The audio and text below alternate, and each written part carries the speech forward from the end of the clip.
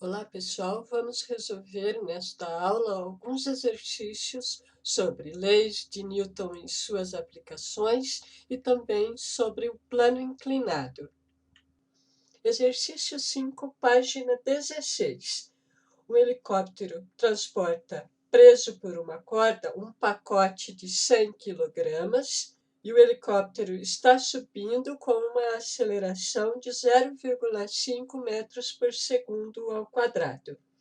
Se a aceleração da gravidade no local vale 10 metros por segundo ao quadrado, pede-se para determinar a tração, a força de tração na corda que sustenta o peso dessa caixa.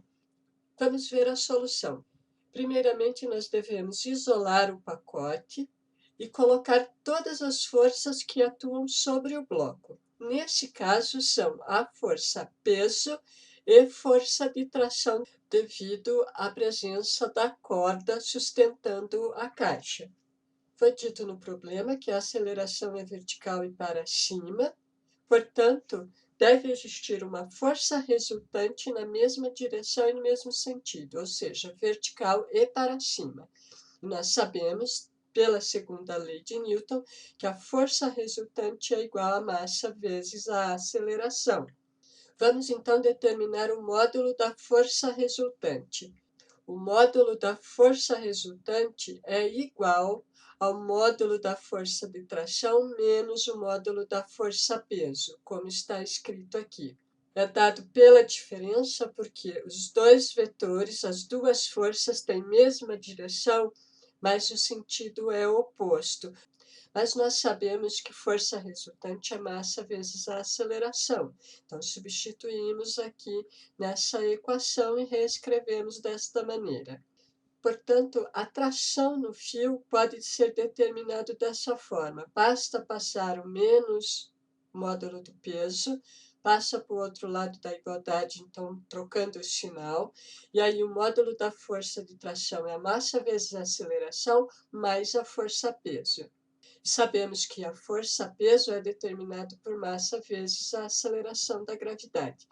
Esta é a equação para determinar o módulo da força de tração que sustenta essa caixa. Substituindo os valores, a massa da caixa é 100 kg, a aceleração dela, juntamente com o helicóptero, é de meio metro por segundo ao quadrado. A massa, aqui substituindo também 100, que é a massa da caixa, e a aceleração da gravidade, que é 10. 100 vezes meio, 50, 100 vezes 10.000. Somando esses dois valores, a força de tração exercida pela corda na caixa é igual a 1.050 newtons. Exercício 6, da página 16, que esse sistema abaixo, representado aqui nesta figura, está em equilíbrio. Há dois blocos aqui de massa 4 kg e 6 kg, um fio 1 e fio 2. Pede-se para determinar a razão entre as intensidades das trações nos fios 1 e 2. Então, eu quero determinar a tração no fio 1 dividido pela tração no fio 2. Esse tipo de problema, que envolve dois corpos e dois fios, devemos resolver utilizando um procedimento. Então, primeiramente, nós precisamos identificar as forças que agem em cada corpo, em seguida, realizar o diagrama de corpo livre, ou seja, analisar cada corpo separadamente, em seguida, resolver as equações das forças resultantes para cada corpo e, por fim, resolver o sistema de equações. Então, vamos identificar as forças que agem em cada corpo. No corpo 2, parte de baixo, já que ele está atado ao fio 2, vamos chamar de corpo 2. Atuam as forças peso no corpo 2 e a força de tração no fio 2. No corpo 1, temos a força peso sobre a massa 1. Corpo 1 está ligado ao fio 1 e ao fio 2. Então, também existe uma força de tração devido ao fio 2. Então, no corpo 1, temos o peso 1, a tração do fio 1 e a tração do fio 2. No corpo 2, temos a força-peso 2 e tração do fio 2.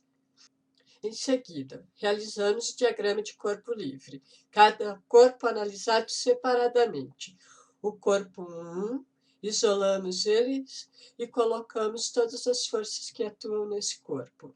O corpo 2, fazemos a mesma coisa. Isolamos o corpo e colocamos as forças que atuam apenas sobre ele. Próximo passo, resolver as equações das forças resultantes. Então, para o corpo 1, primeiramente vamos resolver a força resultante para o corpo 1. O corpo está em equilíbrio, portanto, a força resultante é nula.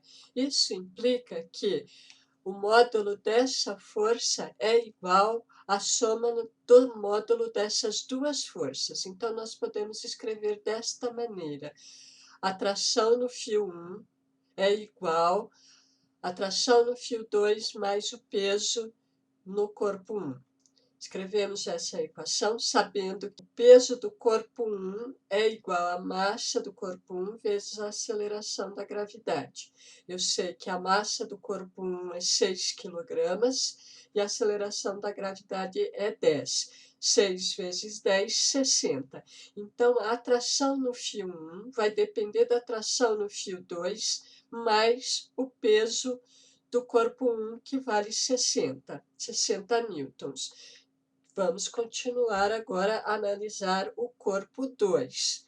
No corpo 2, nós temos a força de tração do fio 2 e o peso do corpo 2. Como o sistema está em equilíbrio, então essas forças se anulam, ou seja, o módulo da força de tração é igual ao módulo do peso deste corpo. Então, escrevo dessa maneira aqui, que a força de tração no fio 2 é igual ao peso do corpo 2. Mas o peso do corpo 2 é a massa do corpo 2 vezes a aceleração da gravidade. A massa desse corpo é igual a 4 kg e a aceleração da gravidade é 10. Multiplica esses dois números, então a força de tração no fio 2 é de 40 newtons. Então, agora precisamos resolver a última etapa, que é resolver o sistema de equações. Para o corpo 1, nós encontramos essa equação, que a força de tração no fio 1 é igual à força de tração no fio 2 mais 60. E obtivemos para o corpo 2 que a força de tração no fio 2 é igual a 40 newtons. Então, podemos substituir a força de tração 2 aqui nessa equação e reescrevemos aqui que a força de tração no fio 1 é igual à força de tração no fio 2, que é igual a 40, mais 60, que veio desta equação, substituímos T2 por 40. Somando esses dois valores, então, a força de tração no fio 1 é igual a 100 newtons. O exercício pede para determinar a razão entre a tração no fio 1 e a tração no fio 2. Tração no fio 1 vale 100, tração no fio 2, 40. Podemos simplificar aqui dividindo por 10, 100 dividido por 10 dá 10, 40 dividido por 10 dá 4. Podemos dividir simplificando dividido por 2. Então, a razão entre tração no fio 1 e tração no fio 2 é igual a 5 meios. A alternativa correta é a letra D. Agora vamos fazer o exercício 7 da página 24. Então, sobre uma caixa de 120 kg, atua uma força e a caixa encontra-se sobre uma superfície horizontal, onde a aceleração da gravidade vale 10 metros por segundo ao quadrado. Para que a aceleração da caixa seja constante e de módulo igual a 2 metros por segundo ao quadrado, tenha a mesma orientação da força F que atua sobre a caixa, pede-se para determinar o coeficiente de atrito cinético entre a superfície e a caixa. Então, pede para determinar o coeficiente de atrito cinético, já que a caixa está em movimento, está acelerado com esse valor. Primeiramente, devemos identificar as forças que atuam sobre a caixa. Já sabemos que atua a força F, a força de atrito e as forças peso e normal. Respeitando que a força peso é vertical, apontando para baixo, a força normal é sempre perpendicular à superfície. Como a superfície é horizontal, a força normal é vertical e apontando para cima. Identificamos as forças. Agora precisamos resolver as equações das forças resultantes. Vamos primeiro analisar na direção vertical. Nós primeiro precisamos analisar na direção vertical, porque a força de atrito depende da força normal. Na direção vertical, o corpo, a caixa, está em equilíbrio, então a força resultante é nula. E como que é a força resultante para dois vetores que têm mesma direção e sentidos contrários? O módulo é a diferença desses dois vetores. Então, a força resultante, força normal menos a força peso. Já que a força resultante é nula, não tem aceleração, não tem movimento nessa direção, o módulo da força normal deve ser igual ao módulo da força peso. E elas se anulam para não ter movimento nessa direção. Então, a força normal é igual à força peso da caixa. A força peso é massa vezes a aceleração da gravidade. Então, a massa da caixa é 120 kg, a aceleração da gravidade é 10. Multiplicando esses dois números, nós chegamos que a força normal que atua sobre a caixa é de 1.200 newtons. Agora vamos analisar na direção horizontal.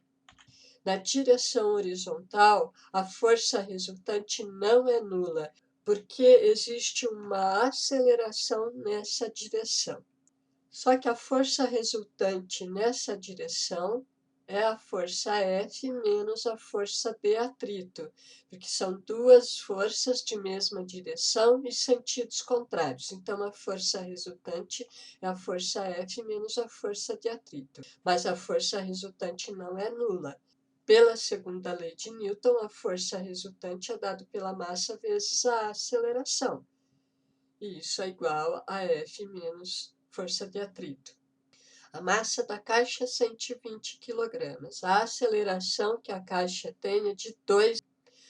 A força aplicada é de 600 newtons e a força de atrito tem uma equação que é dada aqui. Força de atrito é o coeficiente de atrito cinético vezes a força normal, que nós já determinamos no passo anterior.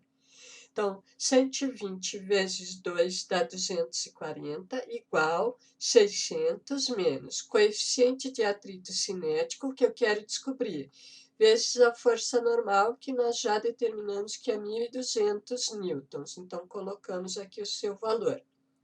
Passamos para o outro lado da igualdade, coeficiente de atrito vezes 1.000, trocando o sinal, é negativo, passa positivo.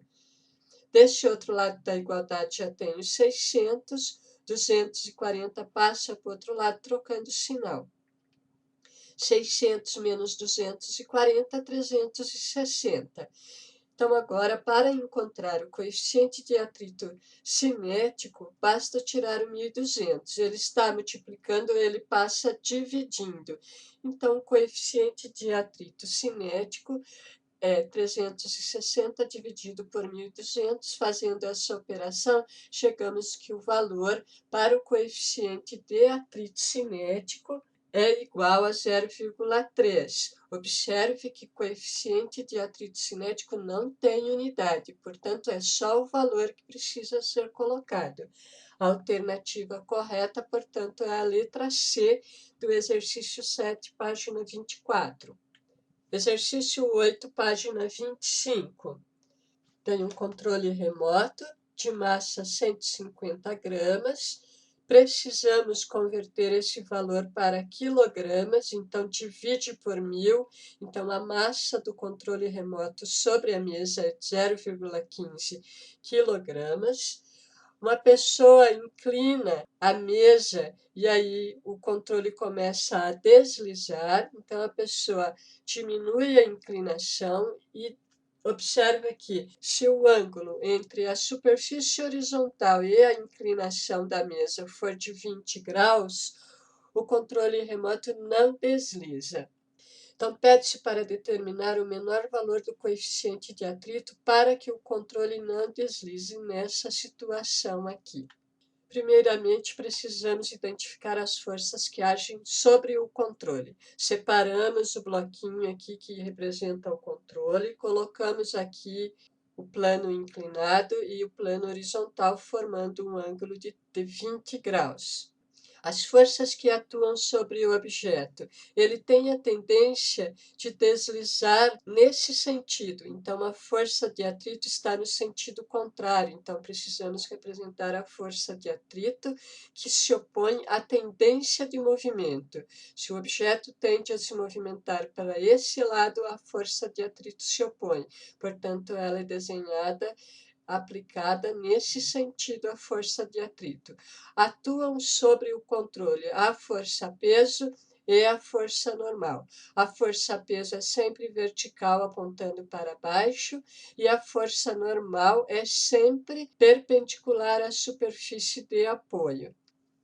Primeiramente, para um exercício de plano inclinado, precisamos decompor a força-peso na direção normal e na direção tangente. Então, temos aqui a força-peso e precisamos descobrir qual que é a componente na direção normal da força-peso e a componente na direção tangente aqui ao plano inclinado, então a componente tangente da força-peso.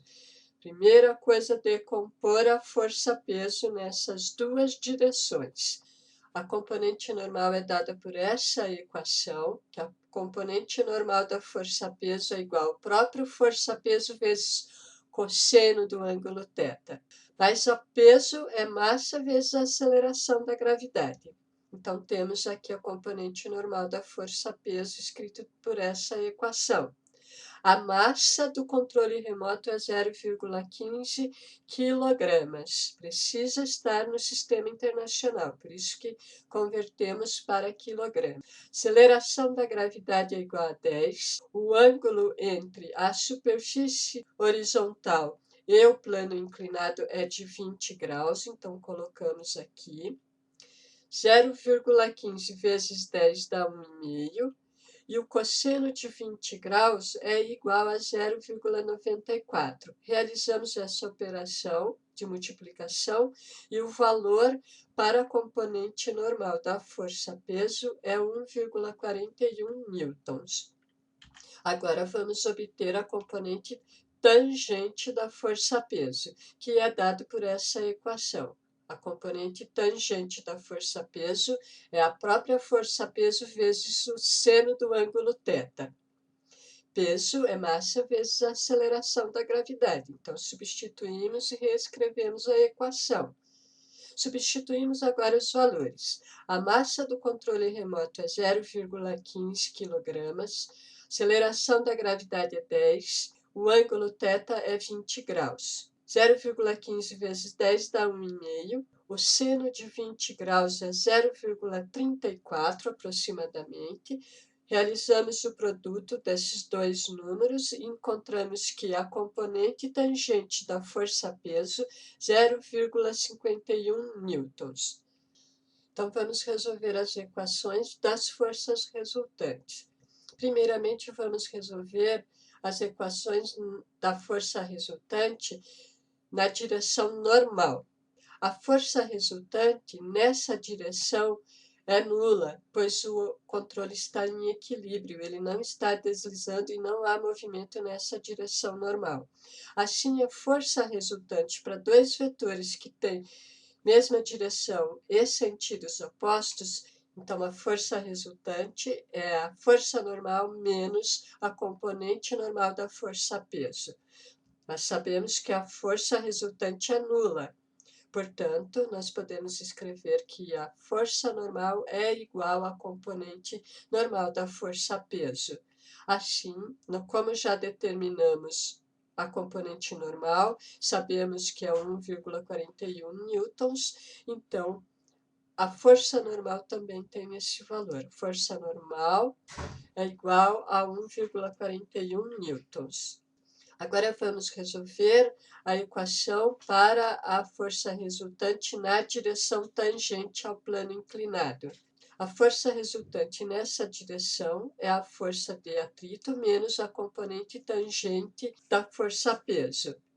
A força resultante nessa direção também é nula, porque nesse caso o controle não está deslizando, então a força resultante é nula, está em equilíbrio. Assim podemos escrever que a força de atrito é igual à componente tangente da força-peso, que já calculamos que é igual a 0,51 newtons. Então esse é o valor da força de atrito. Agora podemos determinar o coeficiente de atrito. Sabemos que a força de atrito é igual ao coeficiente de atrito vezes a força normal.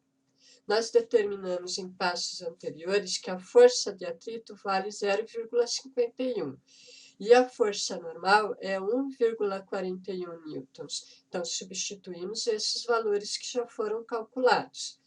Agora, para calcular o coeficiente de atrito, basta tirar esse valor que está multiplicando. Então, ele passa dividindo e agora basta resolver essa operação de divisão. Dividindo 0,51 por 1,41, obtemos um valor aproximado para o coeficiente de atrito, que é 0,36.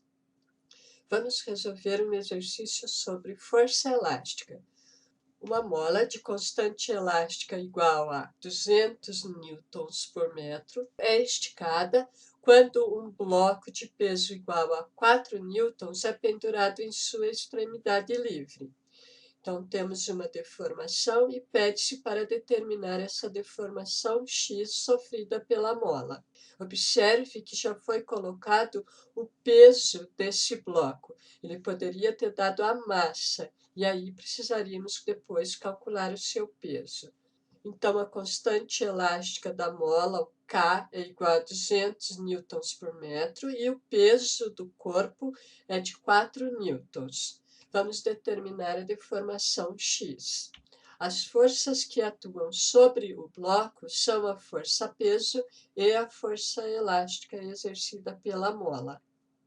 Como o corpo está em equilíbrio, o bloco fica em equilíbrio após a mola sofrer a deformação, então a força resultante sobre o bloco é nula. Escrevemos que a força resultante é a força-peso menos a força elástica, porque o módulo da força resultante é obtido pela diferença dos dois vetores, do módulo dos dois vetores, porque eles estão na mesma direção em sentidos opostos. Como está em equilíbrio, a força resultante é nula, então a força elástica é igual à força-peso. O módulo da força elástica é determinado pelo valor da constante K vezes a deformação x. Podemos, então, escrever que, já que a força elástica é igual à força-peso, a força elástica substituímos pela sua expressão, que é a constante K vezes x, que é igual ao peso do bloco, que já foi dado. Se não fosse dado o peso, fosse dado a massa, teria que colocar aqui massa vezes a aceleração da gravidade. Substituímos os valores que foram fornecidos. Constante elástica K vale 200. Quero calcular a deformação x e o peso do bloco é igual a 4 newtons. Então, temos essa equação. Para calcular a deformação x, basta tirar esse 200. Está multiplicando, passa para o outro lado, dividindo. Portanto, a deformação é 4 dividido por 200. Esse valor é igual a 0,02 metros. Na prova, você pode colocar diretamente esse valor, a deformação x, a unidade é em metros. Nós podemos também transformar esse valor na unidade de centímetros, basta multiplicar este número por 100. E isso é equivalente, portanto, a uma deformação de 2 centímetros.